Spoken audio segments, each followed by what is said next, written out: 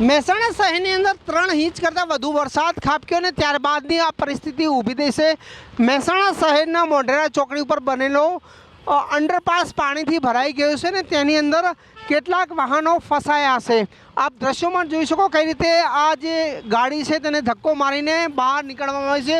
હજુ આગળ પણ એક ગાડી ફસાયેલી જોવા મળી છે। જે રીતે અહીંયા અંડરપાસમાં પાણી ભરાયું ને પાણી ભરાતા વાહનો ફસાવાની શરૂઆત થઈ છે। પાણીની અંદર વાહનો બંધ થઈ ગયા છે, જેના કારણે લોકો ધક્કો મારીને બહાર નીકાળી રહ્યા છે। જે પરિસ્થિતિ ઊભી થઈ છે તેના આ દ્રશ્યો છે। મહેસાણાનો મોઢેરા ચોકડી ઉપર જે અંડરપાસ બનાવ્યો છે ત્યાં પાણી ભરાઈ ગયું છે। લગભગ 2 થી 2.5 ફૂટ અંદર પાણી ભરાયું છે અને પાણી ભરાતા તમામ વાહનો ક્યાંક ને ક્યાંક બંધ થયા છે।